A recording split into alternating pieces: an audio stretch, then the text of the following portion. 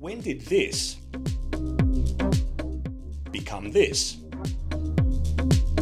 When did this Pia Alonso Wurzbach, 26, Philippines! become this? Miss Grant, Miela!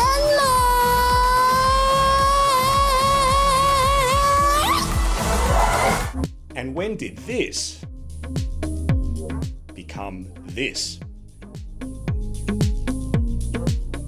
Hey everyone, welcome back. I'm the Pageant Nerd. Before we dive in, one quick thing. Happy Pride Month. Whether you're out marching this year, partying, or watching from the comfort of your couch, I hope yours is a wonderful one. And honestly, I can't think of a more fitting month for today's conversation, because everything we're about to get into, drag, pageantry, and the men who've helped shape this world for decades, sits right at the heart of what Pride is about. So take this, in its own slightly complicated way, as a love letter to all of it, even the parts where I push a little. If you've been anywhere near pageant socials this past week, you already know exactly what I could be talking about right now. The scoring, the judges, who marked down whom, and what it all supposedly means. There's a lot of chatter about every bit of it, and don't worry, I'll have plenty to say on all that soon enough. Maybe. But that's not what I want to talk about today, because while everyone's been busy arguing about the scores, something else about that broadcast got under my skin, and it's bigger than any one result. When did the international pageant stage stop looking like a celebration of women and start looking like, and I mean this with genuine affection and zero malice, a drag show? I'm not being glib, I'm being literal. This is something I've been noticing for a while, and it crystallised with the very first MGI All Stars. I'm calling it the dragification of pageants.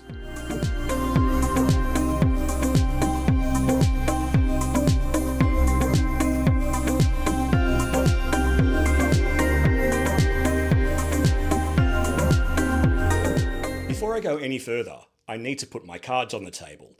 I'm a huge fan of RuPaul's Drag Race. Have been for years. I love drag as an art form. I love what it celebrates, and I love the culture it comes from. So nothing I'm about to say comes from hostility towards drag. Quite the opposite. This video exists because I respect both of these worlds enough to think honestly about what happens when one starts absorbing the other a little too much. Now let me also start with something that should be obvious, but apparently needs saying. Gay men have always been central to pageantry. Designers, choreographers, stylists, makeup artists, walking coaches, image consultants, and on the periphery, the vast majority of pageant vloggers. For decades, some of the most important people shaping how pageant queens present themselves have been gay men. Nobody should find that revelatory, and nobody should treat it as a scandal or a criticism. It's simply the reality of this world. And honestly, it's one of the things that's always made pageantry feel like a collaborative, creative, inclusive space. But here's the distinction I want to draw. Historically, the output of that collaboration still belonged to the women. Gay men brought their expertise, their eye, their craft. What you saw on stage was a woman's femininity, supported and elevated by the team around her. The aesthetic was hers. The walk was hers. The moment was hers. What I'm seeing now is something different. And I think if you're being honest with yourselves, a lot of you are seeing it too. I also want to acknowledge that this cultural exchange has never been one way. It isn't just that pageantry borrows from drag. Drag has always borrowed from pageantry. The sash, the crown, the tearful moment, the lineup of finalists. If you've ever watched Drag Race, and as I said, I'm a massive fan, you'll know that Sashay Away and Shantae You Stay are essentially drag's love letter to the drama of pageant eliminations. That tension of who stays and who goes, the onstage announcement, the emotional goodbye. Drag Race took that energy and made it its own. So these two worlds have been in conversation for a long time. What's changed recently is that the conversation has become lopsided. Instead of a mutual exchange, one side is now doing most of the taking. So, what changed? A few things happened at once, but most critically, social media rewarded spectacle and demanded ever more shocking, gag-worthy moments. The clips that go viral aren't the ones where a woman walks elegantly in a well-fitted gown. They're the ones where something happens, a reveal, a stunt, a gasp moment. And performance spectacle is where drag culture excels. That's its beautiful native language. You can trace the imports very specifically. The onstage reveal, this is the big one.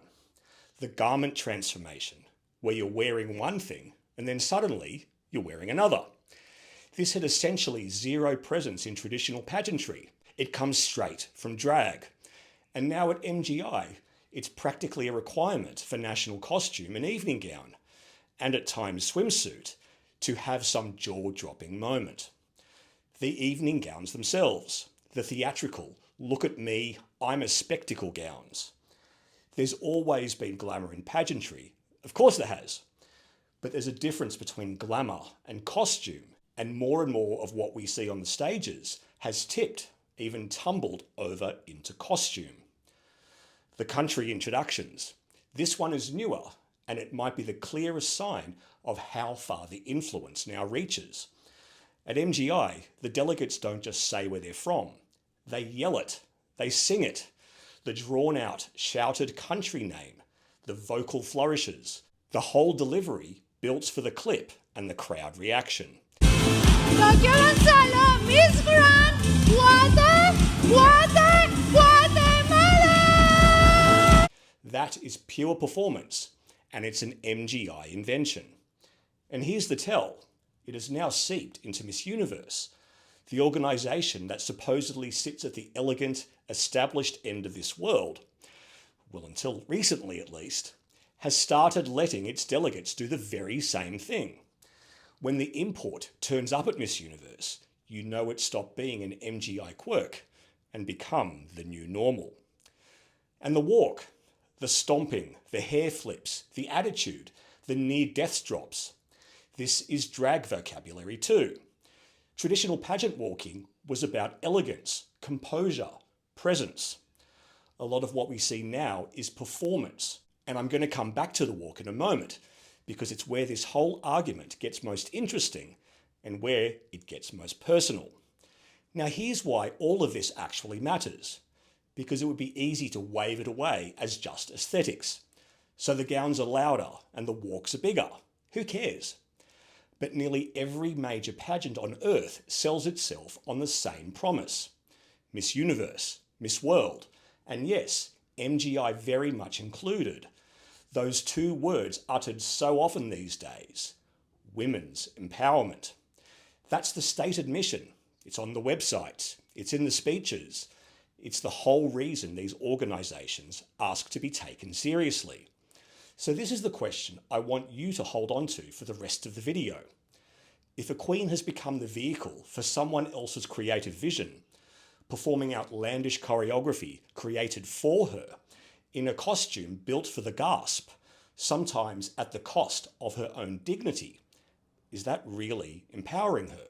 Or is it a beautiful avatar being used to sell someone else's show? Keep that question in your head. We're going to keep coming back to it. Now, everything I've described so far is about aesthetics. The look, the gowns, the walk. But what happened last week takes this to a different level, because MGI didn't just borrow the look from drag culture, they copied the format. MGI All Stars, which crowned Colombia's Vanessa Pulgarin as its inaugural winner on May 30th, is, let's be honest, RuPaul's Drag Race All Stars with sashes. Think about what Drag Race All Stars is.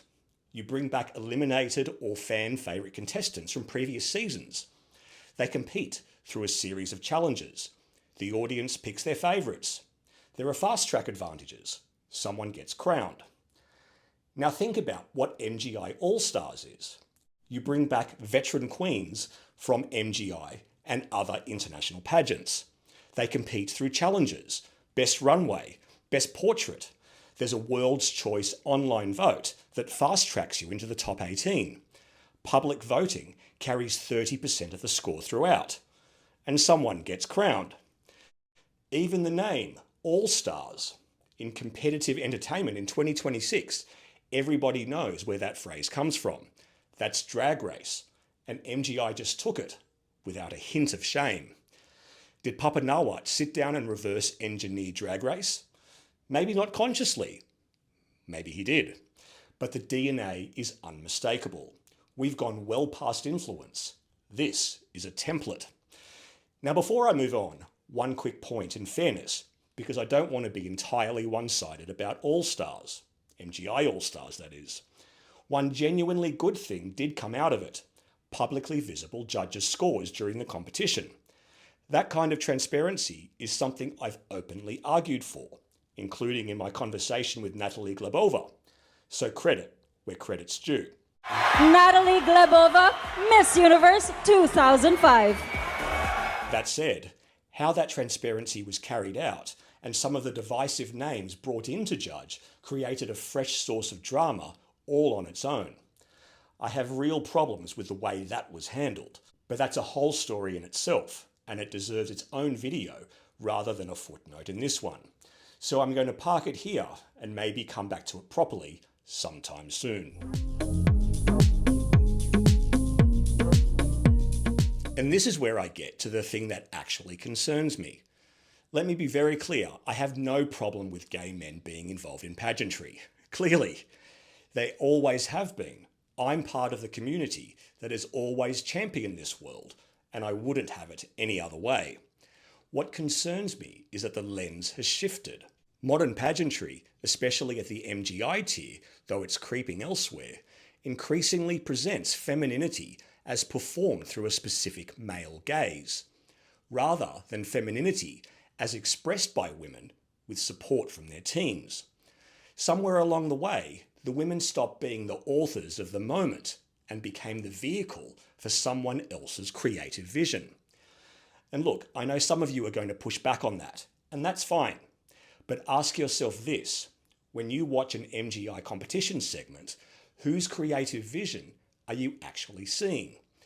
When a queen does a death drop adjacent move on the runway, whose movement vocabulary is she actually performing? When the whole event is structured like a reality TV challenge format pioneered by a drag competition, whose framework is she competing within? These aren't trick questions, and the answer doesn't make anyone a villain, but it raises a legitimate question about what these competitions are actually celebrating. And there's one more part of this lens I'd be a coward not to name, because it points straight back at people like me, the fandom.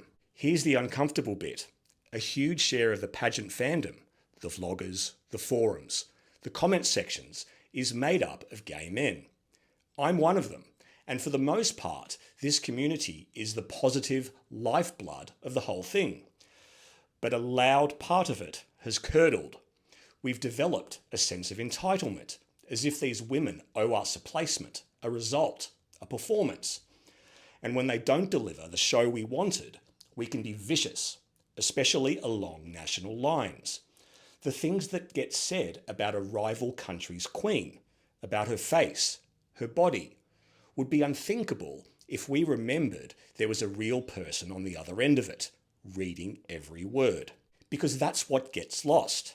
These are young women putting themselves in front of the entire world, and a part of the very fandom that claims to adore them treats them as commodities, avatars to be ranked, dragged and discarded, rather than human beings with families and feelings and mental health that 1,000 strangers can quietly shred. So when I talk about a particular gaze, I don't mean the people building the show. I mean the people consuming it. Before we continue, I want to head something off. A lot of you find MGI thrilling and Miss World a bit of a snooze. Personally, that's not how I see it. MGI doesn't do for me what it may do for you, and I'll happily defend Miss World to anyone who'll listen. But that's taste. It's mine, it's subjective, and I'm not going to sit here, or stand here, and tell you yours is wrong. If you find one more exciting than the other, fair enough. That's genuinely not the argument I'm making. The argument I'm making isn't about taste at all, and the clearest way I can show you is with the personalised pasarela, the signature walk. This essentially was a Filipina innovation, and a brilliant one. Catriona Gray's lava walk in 2018 is the one everyone remembers, and for good reason. It was theatrical, it was a moment, it was absolutely a spectacle. But it was hers, it came from her, it suited her. Sure, she may have had training and guidance, but it made her look like the queen she was, as did the lava gown and the slow-mo turn. And she wasn't the only one. Shamsi's tsunami walk, Janine's cobra walk, they came out of that same golden run of Filipina queens. Signatures that belong to the women who did them. And that's the whole point. A signature walk, done right, is one of the most authored things a pageant queen can bring to the stage. It says, this is who I am, this is how I move, watch this. And then it became a thing you had to have, plus the reveal you had to pull off, the stunt that got the clip. And somewhere in that shift, the walk and the performance overall stopped being about the woman and started being about the gasp. There's a difference between a signature that expresses a woman and a stunt that uses her. When a walk is engineered for the audience's reaction rather than built around the queen performing it, when it starts costing her her dignity, it stops serving her. She's serving it. And that's the question I asked you to hold on to earlier. Is this the empowerment these organisations keep promising, or someone else wearing its sash? And that's the line I keep coming back to.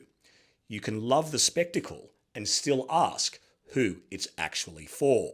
And I know a lot of you will say MGI is the future of pageantry now, the natural successor to a Miss Universe in freefall. Maybe you're right, especially right now, when the energy around MGI is sky high and your favourite country might be doing very well there. But if this is the future, I think we owe it to ourselves to be honest about what we're signing up for. A competition where the look is borrowed from drag, the format is copied from reality TV, and more of the women are performing a version of femininity that was choreographed for them rather than by them. I'm not telling anyone what to enjoy. I'm just asking us to watch with our eyes open. And that brings me to my final point, the one that actually gets under my skin. There's a significant and vocal segment of the pageant fan community, and some within the organisations themselves, who believe that trans women should not compete in mainstream pageants. They should stick to their own pageants. We've all heard it. Some of you have actually said that in the comments on this channel. I kindly ask those people to sit with something uncomfortable for a moment. The product you're celebrating, the reveals, the theatrical performances, the exaggerated walks, the challenge-based All Stars format, all of it, nearly every single element, was innovated by and within queer culture, specifically within drag, specifically within a tradition that has always included and centred trans women. You can't gatekeep who competes while importing the culture wholesale. You don't get to say trans women don't belong in mainstream pageantry while cheering for a competition that is structurally, aesthetically, and philosophically built on the creative foundations that trans women and drag performers laid down. And again, I'll give credit where it's due. MGI, whatever else you think of it, has at least a degree of intellectual consistency on this point. The All Stars edition was explicitly open to trans women. The door was open, so the organisation borrowing most heavily from drag culture is also willing to welcome the people from that culture into the room. The gatekeepers in other pageant fandoms don't have that coherence, and they should be asked about it. Make no mistake, I love pageantry. That's why I've made over 100 videos on this channel. I love the history, I love the statistics, I love some of the drama, and I love what it can be at its best, which is a platform that genuinely celebrates and empowers women. But empowerment means the women are the authors of their own moment, not avatars, not vehicles for someone else's creative vision, sometimes at the expense of their dignity, not contestants in a format built by and for a different kind of competition entirely. Asking that question doesn't make me anti-progress. I think it makes me pro-women. And I think that's still what pageantry should be about. I'm the Pageant Nerd. Bye for now.